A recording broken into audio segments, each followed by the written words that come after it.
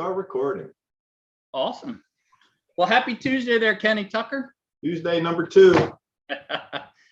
It's a good day. How you been in the last 2 weeks?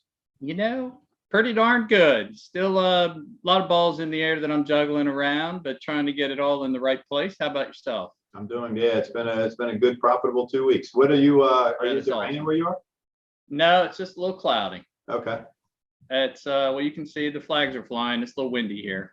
Yeah, we finally had, I don't know what it was like 75 or something on Sunday. We finally had some decent weather, and now it's going to go right back to the 40s or something again.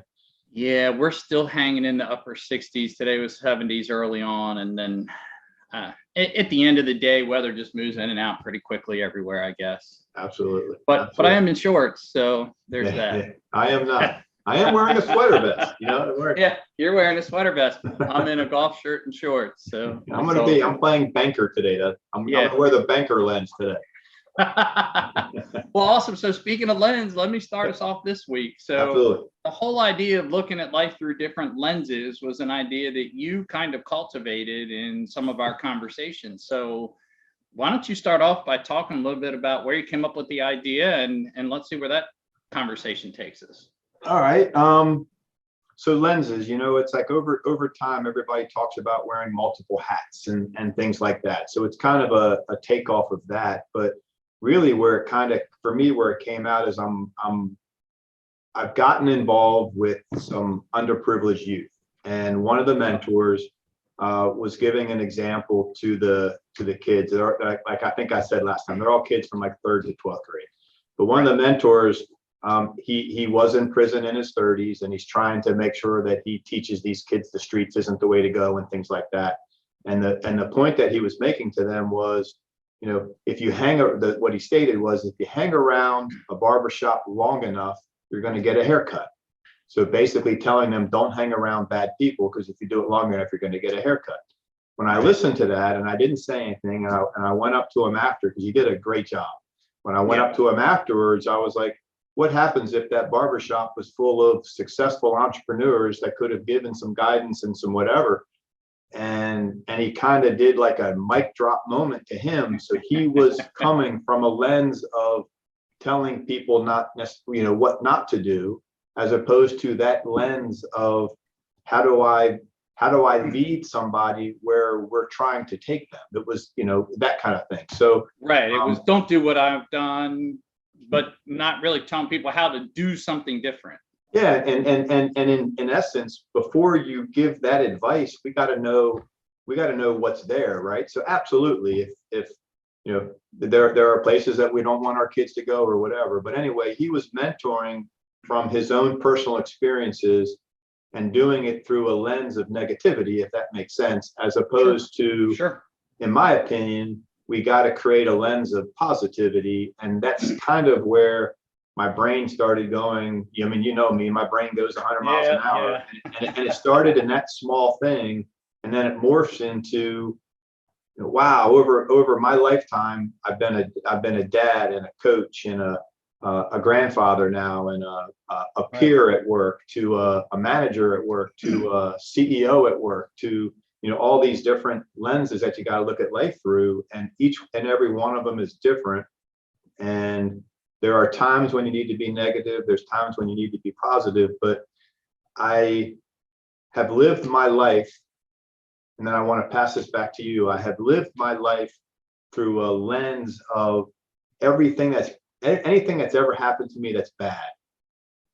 At the end, and you relook at it again, I can find positives in that experience. So I look at the world as, when something bad is happening to me today, you got to live it, you got to go through it, you got to deal with it. I'm not meaning don't sugarcoat what's going on, but when you work through it, nothing but good comes of it if you look at the world that way. Well, so I mean, the only thing I would take issue of is you have to have good. But what did you say? You said sometimes you have to be positive and sometimes you have to be negative. And my lens or bias as I have gotten older is, I just, I don't think we need to take a negative ever. I think we need to recognize and embrace the good and the bad, the positive and the negative, whatever, but I don't need to take a negative stance. I can see the things that are hurtful or see the things that have a negative emotion, as we label it. But I don't think you have to be negative. But that's just a linguistic. Oh yeah, I agree. What I agree with that. Yeah. So what I find great about the lens concept is it takes away all the false dichotomies. Number one, it's not black or white. It's not good or bad. It's simply a set of lenses, and it's not this lens or that lens. It's one of any number of lenses. Yes. And it allows us to say, okay, instead of me, if we're in disagreement, I don't have to take your position. I just have to change my lens. Correct. And so it almost invites you to be able to do, from my studies anyway, of how do you do conflict resolution, how do you build cultures in companies. It takes away all those things that we talk about coming alongside somebody and reducing the conflict that's personal or emotional. This lens concept really lends itself well to, look, let's just both put on the leadership lens. Let's both put on the customer's lens. Let's both put on, the employee's lens or the boss's lens. And let's talk about what it's like for the employee. And we both put our lens on and we can discuss that, but we're kind of on the same side automatically without it being, I'm right and you're wrong, or you're right and I'm wrong. Because, well, I think this is where it kind of morphs. I think absolutely most people believe they're wearing a lens, but they're not really wearing that lens that they're trying, in terms of the role they're trying to take in that moment. So, or maybe they're not aware of the lens that they have on. Yes, and I think that's part of what I want this to kind of be, is to have we all have to have self-reflection. And I think that, again, that's an easy thing, but it's a very difficult thing to do. It's easy to say that I do this, but it's very difficult to honestly look at it. And that's Sure. what happens when two people disagree, is they're so staunch and want to defend their take that they're not even, nope, we don't listen. And we end up putting ourselves in a position where I'm just thinking about the next point I'm going to make, and we're not really listening. And then it goes, to this kind of crazy place. But if we had changed that lens that we're looking through, and, I can respectfully disagree, and we Sure. can talk about it and whatever, but the lens concept lends itself to actually figuring out where the disconnect is, right? So let's go back to one of our first conversations you and I had about, your spreadsheet that said, look, I can show a guy how he can make an extra $20,000 if he works one extra Saturday during the summertime. And I don't know if you remember the conversation, but I said, everybody's got a number, Kenny. And if I recall, I was like, well, so let's say you're making, $1 million a year, and I show you a way you can make extra $100,000 if you just work on Saturdays. Are you working it? Well, probably not, because $1 million's your number. right. But for that other person, 60,000 might be their number, and they're not willing to give up their Saturday afternoon to go fishing. So 60 or 80 is good enough. And it's funny now looking back on that conversation, because if we look at it like what we're talking about, it's not about right or wrong or the spreadsheet or anything else. It's, hey, let's talk about it through the lens of a guy who is a trades guy who enjoys whatever it is he enjoys, and he's got 2 kids and he coaches and he whatever. What's more, what's their place where they're comfortable, and now time is more precious to them than money. Right. What's that lens that they're seeing the world through?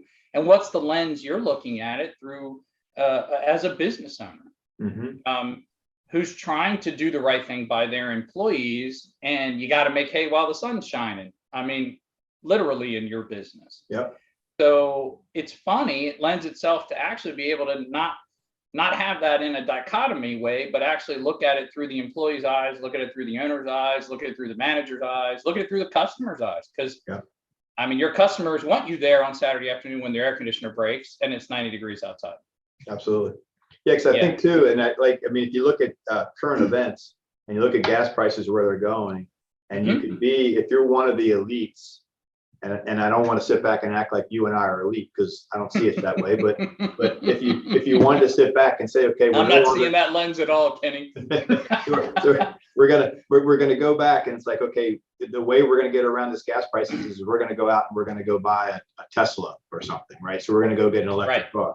So we're looking at, the people that are telling us this are looking at it through a lens of, why can't everybody in the country afford a Tesla? Why aren't we all driving Tesla? Well, the reality is like my business, I've got 35 trucks on the road that all have to use gas or diesel, and they don't make an electric vehicle that can do what my company needs to do. They don't make electric 18 wheelers. They don't make, farm equipment for, in electric, and maybe we get there someday.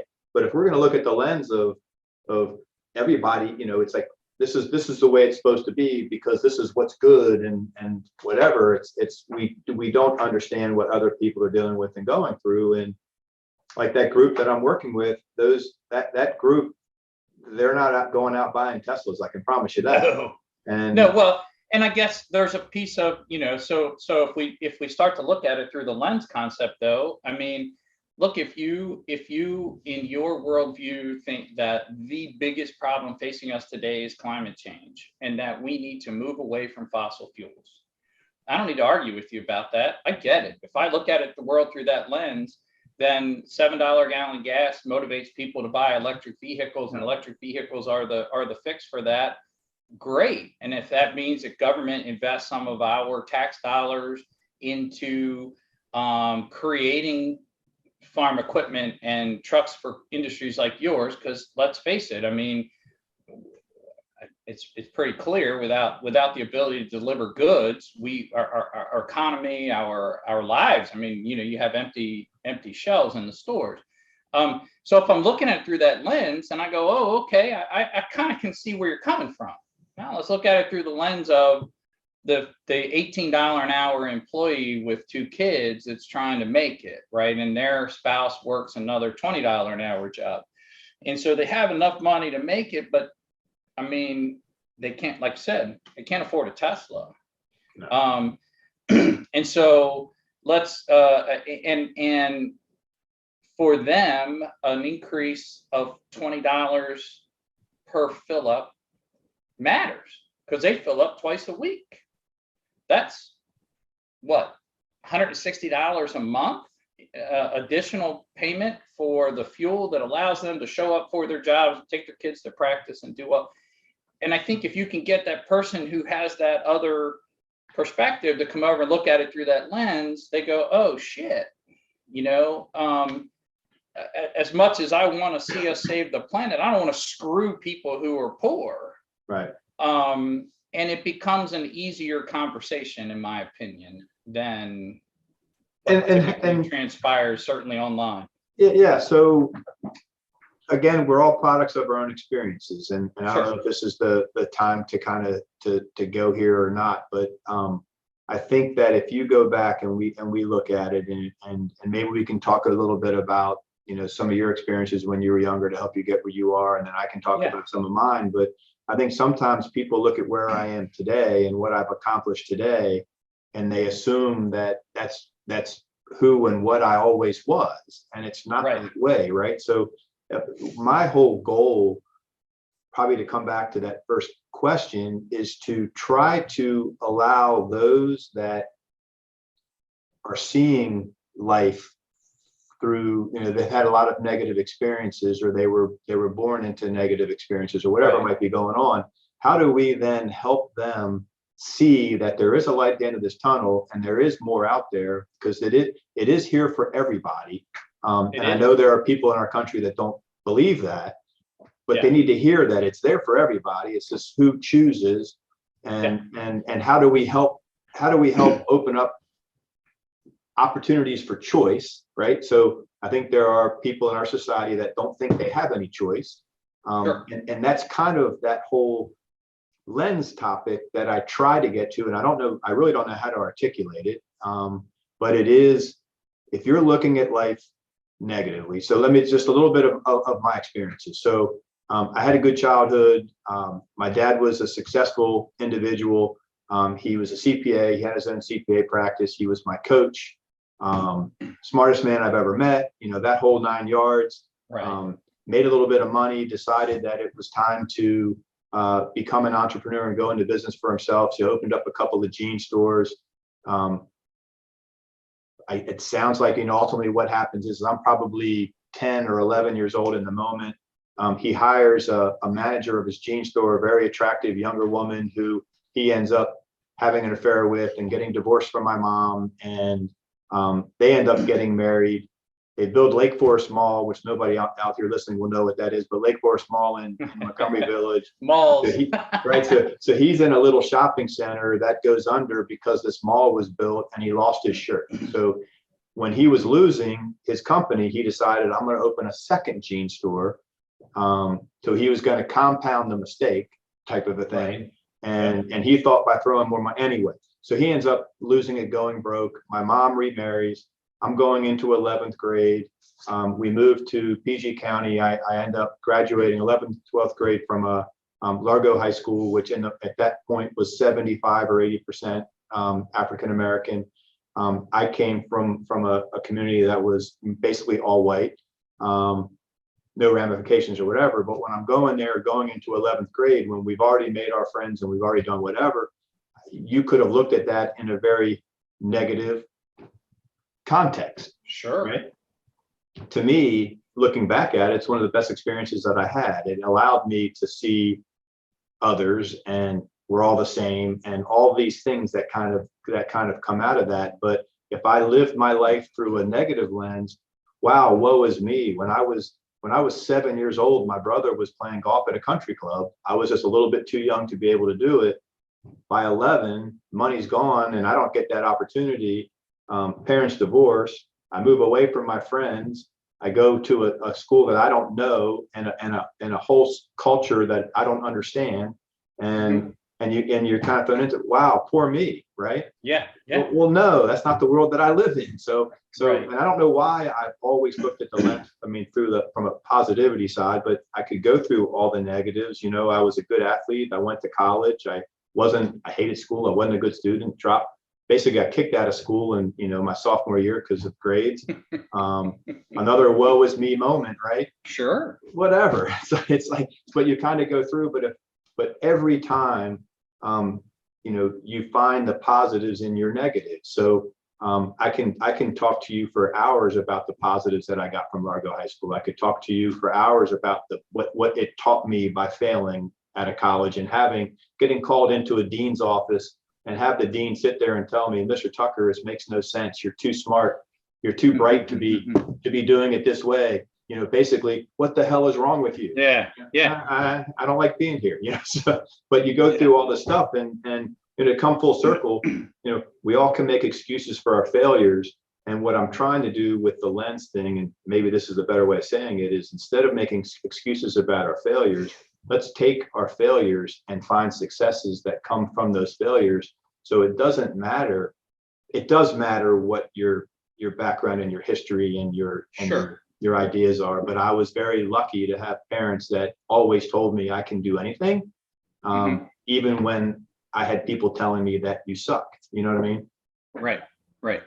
I would still offer to you as I listen to it again. There's some funny things, but I think it lends itself to the idea that you still had an opportunity at a younger age to acquire a lens to see the world differently. That somebody who's born into a situation that doesn't have a successful parent or, the resources that come with being middle class, upper middle class, rich, whatever you want to call it, that what we need to find a way to help them understand is that whatever, as your experience deteriorated, right, as you lost the country club membership and you moved into a different neighborhood and you went to a different school and I would imagine your older siblings had a very different experience of life than you did, as we all do. Yep. You still were able to take that lens with you. And I think that there are people out there who don't get that opportunity I think, again, the power of what you kind of came up with or stumbled onto, or however you want to look at it, is, look, I tell you what, let's not talk about all this stuff that you've experienced. Let's talk about this lens that nobody's shown you yet. Right. And it would be like taking, rose-colored glasses and holding up in front of somebody, go, now what do you see? Oh, wow, the sky is all rosy red and beautiful, right? And so from that standpoint, I think it does give us a tool. So it's not just, avoid the mistakes, I made, or avoid the mistakes your mother made, or your father made, or your brother made, or society has laid out for you. Here's a lens that you could choose to look at the world through, and here's the power of that lens. And here's another lens, by the way. And here's another lens, by the way. And I think, the stereotypical, we grew up in the 70s, the stereotypical way out of the ghetto was sports. Yeah. Right? I mean, even you fell into it. I did. I got to play D1 football because, sports was the way out of everything. But your parents also, and my parents as well, still were able to show us a lens that said, you know what, if you apply yourself, if you work hard, if you function in this business world, there are opportunities out there, like you said, and I do believe they are available to everyone. I do think that it's harder for some to avail themselves to those opportunities, partly because of the experiences that they've had, or their lack of ability to look at the world through, that lens that says, I can be a success, I can create whatever I want to create. So I say to you that the lens concept lends itself so well to so many different conversations, whether it's conflict within your organization, whether it's, debates about politics, or in this case, how do you help, like you said, you've gotten involved. I do have a background working with nonprofits and disadvantaged communities to try to solve complex social problems. And I think it plays well to it. So how do we help people to see this lens rather than overcome their situation? Even talking about it's very different. It's very much more empowering. Absolutely. And what I, when we have talked and it's probably a combination of all the conversations we've ever had, what is great is that this conversation, we could be talking about communities and that, like, we could be talking to entrepreneurs and businesses, some that are struggling, and even those that are successful. There's so many places to go and to talk, and if you can see it through the proper lens, you basically are stating the same thing in two distinctly different scenarios. Sure. So I could have that exact same conversation with the mentors that are struggling with themselves, and have that same conversation with the CEO of a bank.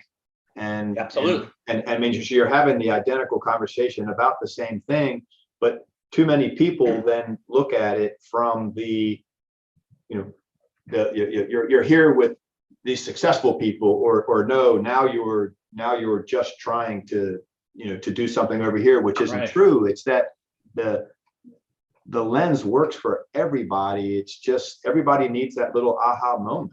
And it's funny. I'm not sure how to provide that, but that's why I want these conversations, because I think at some point we're gonna click on something that is said that's the aha moment for just about anybody, if they want to receive it. Listen to you, amateur psychologist. Yes, it is. Yeah. I was going to go there with that, but it's funny, the lens thing, even the lens thing. Go have an in-depth conversation with a group of successful people, and you will inevitably find the imposter syndrome, right? Which is a psychological concept. We all have it. We all deal with it. Oh my God, what if I'm found out? These people all think I'm this successful person, and I'm just this dude that grew up and went to Largo High, and I dropped out of college. What if they find out I don't have the degree? Right? I mean, I'm sure you went through that at some point in your younger career, and you've gotten to this place on the other side. It's like, look, I am who I am, and let's go figure it out. Right. But there was a time probably where you're like, oh my God, what if they find out that I don't have a degree, you know? Right. And who cares? You can work your way around a P&L and a balance sheet, and Absolutely. you certainly understand how to set up accounting systems. So even at that highest level, you still end up with people who look at the lens that they're looking at it is almost like a fake lens because they have the imposter syndrome. Yes. It's fascinating concept, whether you want to look at it. Here we go. You need to take this at multiple levels. You know, if you look at it through the lens of psychology, you know, we talk about that in a certain way. If you look at it through the lens of like Zen or Zen concepts, this idea that the world will unfold and we just have to decide what we're trying to create. My lens is what I'm trying to create, and the way that I see what is happening around me, the way that I choose to interact with it, from how I drive my car and interact with drivers who are less skilled than myself, the way that I interact with customers who are irate or employees who are unhappy. All of those lenses are because the first lens I put in place is what I'm trying to create in the world, and the next lens is you know, how I'm going to interact with my employees. And the next lens is how I'm going to interact with my customers.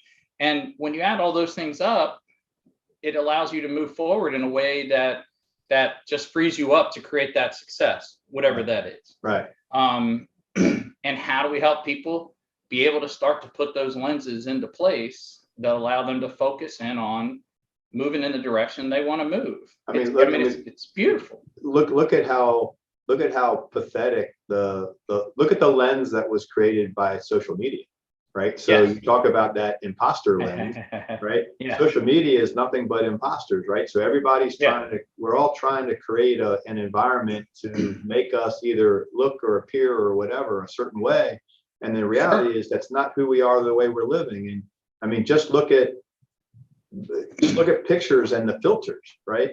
And instead of just being a good person and seeing life through the lens of who we are, all of a sudden we're trying to create a false narrative for everybody else to have an opinion or an impression, and it can't ever go well, and the standards are too high and I can't keep up, so it's just crazy, and yeah, instead of let's just sit back and you know, what are your goals? What are your aspirations? And what lens do you need to wear to go attain whatever they might be?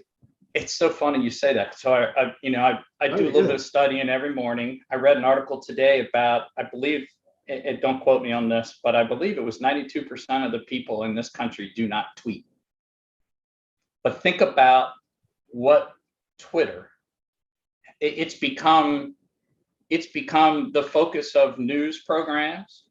This went viral on Twitter, right? But 92% of the population doesn't participate. They read it, but they don't tweet, I guess is the way it was written. Right. So you're aware of it, but you don't actually participate in the conversation. And that's the lens we see the world through. And the lens is, oh my God, the world is divided up. Everything's 50-50. Now it's fascinating. You may have heard me say this before, Kenny, because my example is always, look, I go through life. I get up in the morning, I go to a coffee shop, and I have a cup of coffee and have a meeting. And in the span of that hour, there's been at least 100 people come and go in that coffee shop. And then I go to a Rotary meeting where there's 180 people. And then I go to a lunch meeting, and again, there's 100 people that come and go in there. And by the time I get done my day, I've interacted either directly or indirectly with probably thousands of people. And it works. Society works. But the lens that we look through when you go through the social media, through Twitter or through Facebook or whatever, no, society's not working. Everybody's mad. Everybody's good. Right. And it all depends on what your lens is, right? And so if my lens is, wait a minute, let me look at my personal experience. My personal experience tells me that the vast majority of people want society to work. They are pleasant to deal with. They hold doors for you. They, if they're not sure who's next in line, they go, hey, go ahead. And so do you. And then because we're nice people. Right. But we don't believe it anymore because we've all accepted this lens that's been dropped down in front of us that says, no, social media is the truth. Right. But 92% of people don't actually tweet. So how can Twitter be the lens through which we see the world? Right? It's fascinating. It is, and what's even more fascinating is people wear a lens of trust on some level. So they heard, so it has to be true or real. Yeah. And there's no research or no whatever. And we're always believing things that in reality is just pretty much making us feel bad. Yeah. It makes you feel bad. Like, it makes me feel bad that you're sitting on the back of a boat and I'm sitting but everybody it makes me feel bad that you're not sitting on the back of a boat too, Kenny. but it creates this environment around, there are people out there that are going to be like, wow, look what Scott has, look what he has. I need to go get a boat, but a boat maybe was never their dream, but now they're going to want to go get a boat because somebody else has it. It must be fun. Yeah. It must be nice. Well, no, I mean, nobody. You and I had this conversation starting 5 or 6 years ago. I'd have never thought I'd be here. Right. However, I did create a lens that said, here's my vision. Here's the thing I want to create. And I went about creating it. And so this leads back to the positive and negative. So along the way, did I make mistakes? Of course I've made mistakes. Absolutely. Could I have done something differently? Of course I could have, but I don't beat myself up over it. I at the end of the day, every opportunity I've experienced, every setback I've experienced, my lens that I've chosen to look at it is, how do I move myself one step closer to this fuzzy vision of what I'm trying to create? And and the great part about that is as soon as you kind of accomplish something, which is what makes this lens concept is different than goal setting. Because once you achieve your goal, then now what? Right. Well, in this case, it's a constantly evolving vision that is seen through a different set of lenses. Okay, so here I sit. But what's funny about it, Ken, is people will see your success. People will see where I'm sitting here and my success. And they don't see all the other stuff, right? They don't see the choices that we've made to be where we are, where we turn down other things. Right. I mean, I make the joke and say I'm homeless. Well, it's true. I sold my house and I'm living on this boat trying to find a house. Technically, I'm homeless. I don't, the government doesn't recognize anything I do because I'm not allowed to put a P.O. box as my address, but I don't have an address. I'm kind of outside the box at this point, right? Which makes it tough. I can't change my driver's license. I can't, I can't get mail forwarded where I need my mail forwarded. Notices come and you go online and you go, this is my address. It's a P.O. box. Sorry, we can't accept P.O. boxes. We need your permanent address. And I don't have a permanent address. Okay. So is that a hassle? Sure. I chuckle at it every time. I don't get mad at it. So it's an interesting.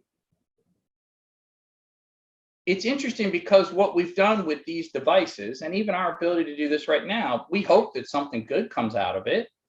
And ultimately, it could be that people look at it and go, oh, I want what they have and make a bad decision. Right. And that's up to everybody. But what we see is a snapshot. People are looking at you in your cute little sweater vest there and saying, I wish I could be like Ken, but they don't see the stress that, your cyclical stress every year that you and I chuckle about, you feel, every year when the cycle of your business goes through and the gray hairs that are put on your head. They don't see any of that, right? They just see the snapshot of right now. And we know that, funny, I'm going to morph this conversation, but one of my favorite things to do, and I do it all the time, and I implore people to do it all the time, is pull out your calendar. Okay. Isn't it great now? Hey, hang on one sec. Go ahead. I'm in the middle of a meeting. You good? You guys wanted to know the one of the shop doors needs to be locked. No worries. I'll get all squared away. Thanks, sir. See that? Life is what life is, right? Yeah, see, business is business, right? So here's one of the advantages. Open this up to 1 year ago today and look a week before and a week after and see what was most important in your life a year ago. And you go, wow, that shit's not important at all anymore. No. Wow, look how much life has changed. Right. And it's a great lens, because you go, okay, you know what? All this stuff that I'm stressing about right now, when I look at what's happened in the last 7 days and what I have to prepare for over the next 7 days, 1 year from today, on March 8th, 2023, when I open my calendar and look at March 8th, 2022, I'm going to go, wow, none of that shit's important at all. Right. And it's a fascinating way to start to look at life and go, look, life is transient. Life is ever changing. Life is, I mean, it is the stereotypical, it's the journey, not the destination, yada, yada, yada. But by the way, I'm rewatching Seinfeld, so yada, yada, yada works. So the point being that the lens, when you start to see it through the lens like this, and you go, wow, everything I'm doing, it's important, and I need to do the best I can. And it's transient. It will always be changing. It will always be different. The person that I depend upon right now may not be the person I depend upon a year from now. The thing that makes money for me now may not be the thing that makes some money for me in a year. Right. You know me, I had a knee replaced in September, and it was funny. I was at the gym today and I'm working out. And I'm like, wow, man, I am out of shape. Because in my head, I should be able to just go right back into things. Right. And then you go, oh, you know what? It's not even been 6 months yet. Right. I'm good. And it's just a matter of changing your mindset or your lens, and recognizing kind of what is rather than what should be. Does that make sense? So would you consider it a lens? One of the lenses that I would recommend people look through is that lens of what do they want, right? Yes. So I don't know if there's such a thing as a lens of what you want, but that's kind of the dreamer lens or the whatever. And I think that we don't tell our youth enough that you can have anything. I mean, I will never be a professional athlete. That opportunity has passed me by, right? So that will never happen. So there's certain things that I'm never going to be an artist. I can't draw for anything, right? So there's certain things that I can't be. So I don't dream. That's not what I dream about, right? So when I was a kid, you dreamed about the environment, maybe where you live, or whatever you're dreaming about. But then if you can then set specific goals of what do you want for your life, and it changes, right? So when you're in your 20s and you're single, what you want in your life is different when you're in your 30s and you're married and you're having kids, because then what you want changes. And then you get to a celebration when your kids get out of the house because you just got a raise because you don't have your 3 girls aren't living in your house any longer. So I just got an increase in income. And then you have a granddaughter, and it's like, I'm going to go buy everything, and then you get right back into, all this stuff again. But you dream about what do you want, so now I'm in a place, what do I want to be doing or goal setting or providing for my kids? And as long as, you and I, everybody has this, that there are mornings, I'm not a morning person, but I get up every day, right? Yeah. So I would much 100%. I would much prefer to lay around and when my alarm goes off, I'm like, and I would rather lay in bed for another hour and a half. And I look at my goals and I think about that enough that it's like, no, I need to get up because this is where I'm trying to get to, and I need to go get there. And then you can't. I think you can't set goals until you start the lens, right? And so in your case, with the birth of that first grandkid, you had to put on your grandpa lens and go, what's it mean to be a grandpa? And when you started setting goals around what you're going to do, it was through the lens of what it means to be a grandpa. That might mean I'm going to free up some of my time to be available for my grandkids. Absolutely.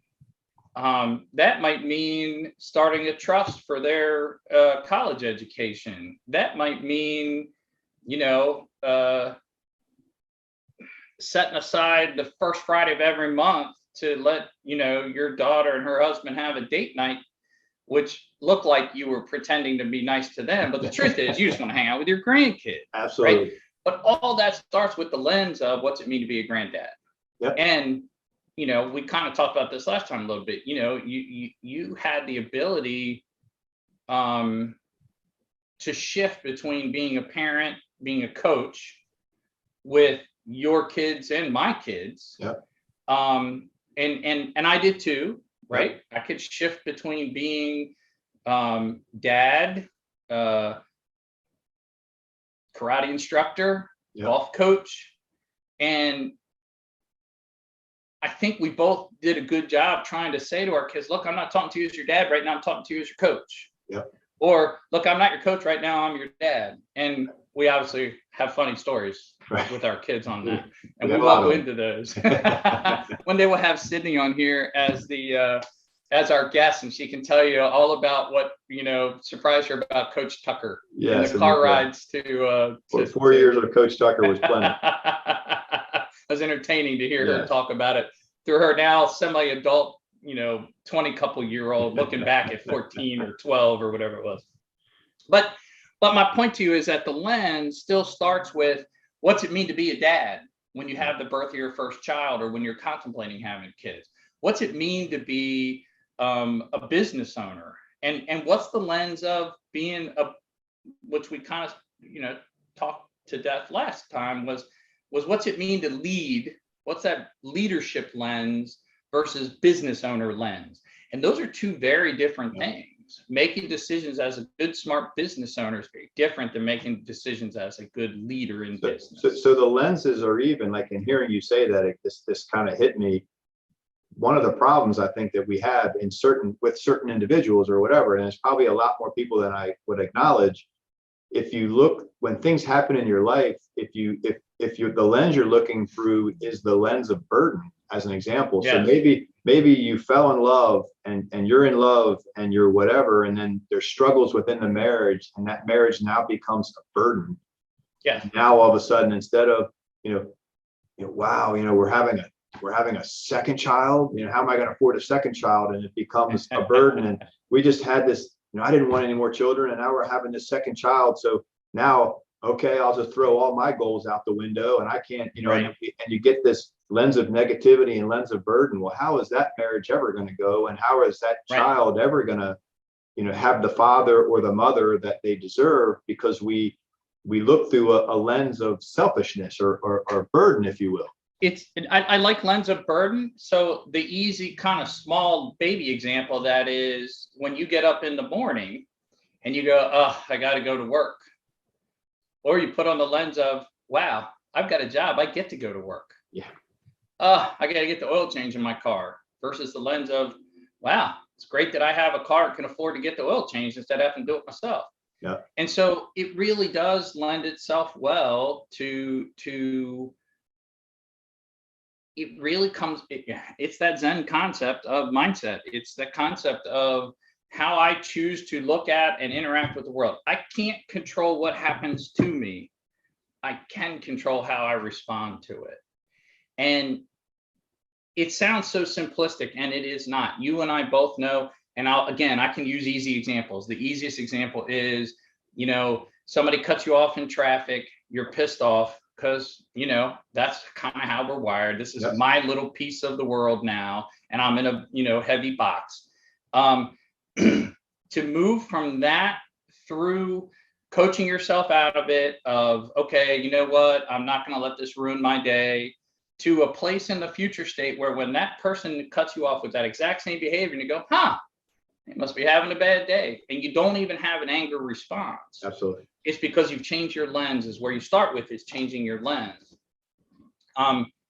It's a simplistic concept to help people understand and give them tools to do hard work, because it's not easy to shift that lens. I mean, look at the 2020 COVID, right? So the summer of 2020, when we, thank God my business was deemed essential, heating and air conditioning and plumbing. So it was deemed essential. So we were able to continue to work. but I had employees that because of the unemployment and the extended and the extra money and all this other stuff, there's a whole slew of people, not necessarily on purpose. So I don't want to offend those that lost their job and couldn't find work, and because businesses were going on. So I'm not trying to offend that, but the individuals that chose that had opportunities to work don't realize, but you just left a year or two go by of experiences and growing and knowledge and whatever, because we're going to sit down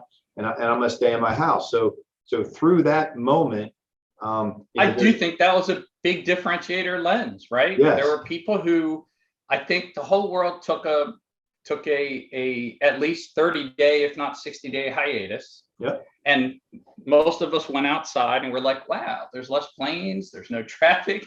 I mean, it was fascinating, right? The sky almost looked bluer. So we probably, that's but probably 60 days in, there was a good group of people that put on the lens of, all right, this isn't the worst risk I've ever taken. This isn't the worst thing that's ever happened to me. And you know what? I've sunk $100,000 into my business. I gotta get going. I gotta do something, right? And I do think that unfortunately, this is one of those instances where there wasn't a lot of middle ground. The other choice was to see it through the lens of, oh my God, there is fear, there is, and we sheltered in place. And there wasn't a lot of halfway in between. You either were somebody who said, this is serious and I need to stop everything I'm doing, or you know what, I gotta go find opportunity. And that's true of whether you know, obviously pharma shifted everything they were doing. You look at companies that were making vodka and they shifted to making hand sanitizer. Right. You had companies that made shirts and clothing and they shifted to making masks. You had, I mean, example after example after example, but it started with a lens that said, I can't take this laying down. I got to do something. Right. And even to your point, if they left your company, there was still, I mean, there were still companies begging for employees throughout this entire thing, from Home Depot and Lowe's and Walmart, who never, who had their best 2 years ever. You had your best 2 years ever. Yep. I think I said last time, I mean, I was working with somebody in a capacity where they went from a multi-million-dollar company to zero overnight because they worked through school systems regionally. And 4 months later, he completely pivoted, purchased a sawmill from New Zealand, and his first year of operation, he grossed almost $2 million, doing something he'd never done before. Right. So it was a passion of his, but it started with the mindset of, holy shit, I went from making a lot of money to zero, right? Because school shut down. He had zero opportunity. 30 days of, oh my God, what are we gonna do? Oh my God, what are we gonna do? I think they might have even applied and gone on benefits, right? In order to, they have a bunch of children, young children, to, all right, I got to do something. Researching, figuring something out, and doing something. Yep. And that's just two different lenses in my opinion. I think I had, that was a moment, and it's okay to say it here. This kind of gives people an understanding of the way I see the world and the lens that I live my life through. When COVID hit, I'm a residential service replacement contractor. So when COVID hit, nobody wanted us in their house. And this was in March and April in the DC region, which is, the weather's beautiful outside. You don't do anything. So they didn't want us to do maintenances, whatever. So not only were my employees, I think at that time I probably had 45 employees, but not only were our employees scared of what they're hearing and the unknowns of COVID, they also were petrified that they're not going to have a job or anything else. So I see the world different than most people. So I pulled the entire company together. I knew I knew it was going on, and I'm not going to lie to you, I was petrified. I thought I might be somebody we're going to lose everything. So it was in my head, but I pulled the entire company in, and I said, anybody that wants to work through this, you're going to have a job here no matter what happens. But I'm going to ask you basically one thing. If we don't have work, we're going to train. So if you are a maintenance tech, I want you to train every day that you come in here, you're going to train to be a demand service tech. If you're the third on an install, I want you to train to be a second. If you're a second on an install, I want you to train to be a lead. And we're going to do this every day until the business opens back up. And I will pay you for every hour that you work, that you're training and whatever. Right. And so I pulled the whole company, we're doing it. So at the end of that, all of my employees had kind of a, oh, okay, right? I'm going to continue to get paychecks. And I told them that I will do this as long as I possibly can do it. And it looks like we're okay for about 4 months. And I said, but you understand, it's going to get hot, and it's going to, I mean, somebody without air conditioning isn't going to care about COVID when they're in there, when they're in there, yeah, 95 and humid outside. So that's the way I treated it. I had competitors that were closing their doors. I had people calling me, telling me, I can't believe this, you're killing people. I mean, you go through all this I know all this stuff, but the lens that I looked through it, I believed in my people, and I wanted to help them succeed. And that was that very June. And from that point forward, whether that shifted the culture of my company, I'm not sure exactly what happened, but looking at it through that lens, everything shifted, and we've been running downhill. And here you are. Yeah, we've been running downhill since. And I think they still talk about that. So I'm gonna ask you to summarize the conversation, because you can only go so long on these conversations. Short attention span is one of the byproducts of our generation. So summarize for me. Has it been 45 minutes already? Jesus. Oh, it's been 50 minutes. Okay. All right. So summarize what it means to look at the world through different lenses.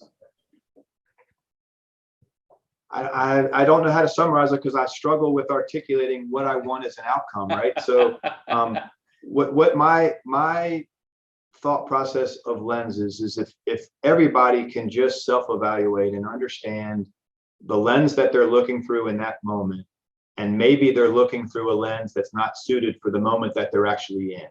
So if that's the case, let's tweak it. But that same lens can happen. We've got to, as adults, we've got to get to our youth and get them to understand how important it is that, how do you see life? How are you seeing things? Because there's too many youth that are being told you can't, you can't accomplish this, you can't do this, you're dumb, or whatever it is. There's too much negativity going all around us. And that has to be tweaked. And it comes, and it doesn't matter if you were talking to a business where I'm talking to their sales team. It's still, the lenses are the same. It's just you're using two different examples or two different environments. And like I said, you're asking me to summarize it. I really don't know how to. I really don't know how to articulate what's in my head, other than getting it out there that if you know where you're going, anybody can get as far as they want to go. You just have to be able to look at life through that lens of opportunity. I don't know how to say it. All right. So my goal for you is that 6 months from now, you'll be better at being able to summarize your lens theory. Well, it's really hard for me, because there's some moments I could see this being offensive to somebody, especially in today's world, right? So he had it easy. Look, he was a member of a country club when he was 7 years old. He had it easy. It's just crap, right? Right. Well, yeah. And then then you get into that story of you start in your garage, and I was working a full-time job, and I was going to my brother's at night and doing the books at night while we had 2 kids at home, and my third daughter was born as a preemie, and she was in intensive care for 4 months, and I was working in essence 2 jobs and going back and forth to Baltimore. And I mean, life is hard. Life is hard for everybody, and in their own way. There are no excuses. It's the lens of no excuses. All right, buddy. Listen, great conversation. Let's do it again in 2 weeks. Let's do it again in 2 weeks, and maybe we should on the next one. Maybe we should try to come up with something that maybe more specific, that isn't all over. But all right, however you want it. Let's see what happens in the next 2 weeks, and we'll come up with something. Come up with something else. You got it. All right, Kenny Tucker. Always good talking to you, buddy. Have fun. Man. Be good. Right. See you. Let me see if I can stop video. There you go. Whoop, I'm still recording. I stopped my video. You're going to be editing